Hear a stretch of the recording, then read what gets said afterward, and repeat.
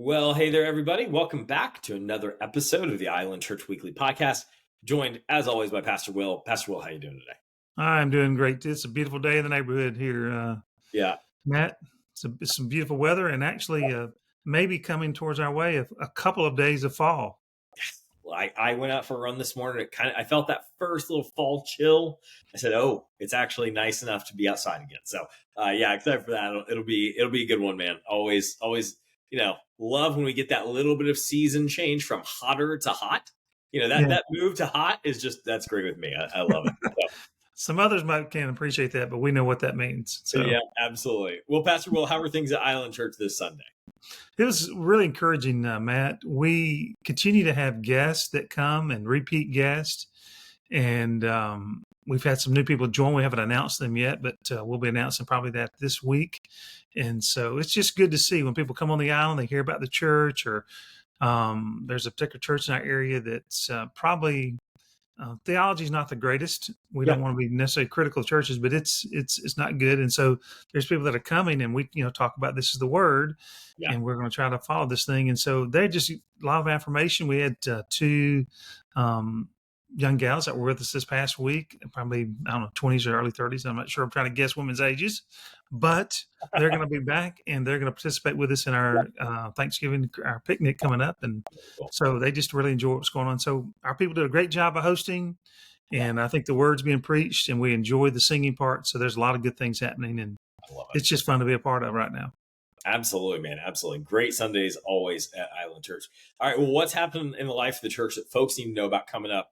I mean, we're like, don't look now, but I'm hearing Chris's music out there. Yeah, it's getting out there. So what I talked about Sunday, but I didn't go backwards quite far enough. Let me do that first quickly, just to let people know we had over 1,000 people come through our building to vote. That's amazing. That's amazing. So our pretty signs were out there, our informative signs, colorful on the glass, on the big sign out there, and the other things. Because in the past they've come, they wondered, well, What is we didn't know this? this was a church, and so now they'll know it's a church. So that's a good thing. Um, so that was a good thing to host people. Just as people get connected to a building and the people, that just creates an opportunity for them to when they have come to a point in their life where they need, have a crisis, have a need, transition some way, just have an interest in spiritual things, will be a place that they'll come. So it was really good. It was good to have the community in our facility. And when we get our new building, Yep. we're going to be able to host in there as well. So you said about upcoming. So next Yeah. week, this coming Sunday, we've got again some people come in about 9:30 from refreshments and just to talk and gather, and that's a good thing. One of the sad things, Sandy's read a recent study, looked at a thing, and basically talked about the importance of, I think, is with Target had done some type of study, but this idea of pickup. The more we can get people engaged in the life of our church and up there and mingling with us, then the better chance we can have for them to stick and to help people grow and develop spiritually. So that's really what we want to have happen. So join us at 9:30 or come straight at 10 o'clock for the service. But we look forward this week. We've got the service. I'm going to do one final service on Authentic Me. And I'm really going to talk about the particular uniqueness of a church and how people fall in that. We're called to be one translation calls us to be a peculiar people. We don't want to be strange. Peculiar. A little Don't different. be weird. Don't be weird, strange, but a different type of people. Actually, a holy people. Yeah. And so we're going to talk about this week. I'm really looking forward to that. I think real people in the community in the world are looking for people that have good sense and they're walking with God and they have some standards. And I think that's very attractive. And so that's coming up. And then we've got after the service, we've got our pot, basically kind of a potluck. We're going to have the turkeys cooked intentionally, so no one has to worry about meat. In other words, to get that assigned out.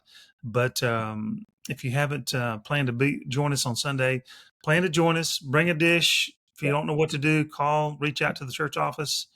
And right after the service, we're going to set up and have a picnic. Normally, we do this, as most people know that have been around a while. If you're newer to our church, then you probably don't know that we typically have baptism and picnic out at Fort DeSoto, but can't do that this year. So, Yep. but that's coming up this Sunday. And then the following week, let me go ahead and tell you again, just remind everybody that on November 24th, Leo Schofield is going to be with us again to preach. And Leo's just a remarkable story. I was in conversations this week with people connected to the governor and the attorneys, and I talked to the people that run the podcast and other kinds of things. And we've helped Leo get a website up, leoscofield.org, which you know about, Matt. You helped Really? us with that. We're in the process, still refining it. So we're not making a big deal of it yet, but you can go there and catch some links and take a look, and particularly the link to what's called the Bone Valley, the podcast is really, really riveting. And Leo's story is outstanding.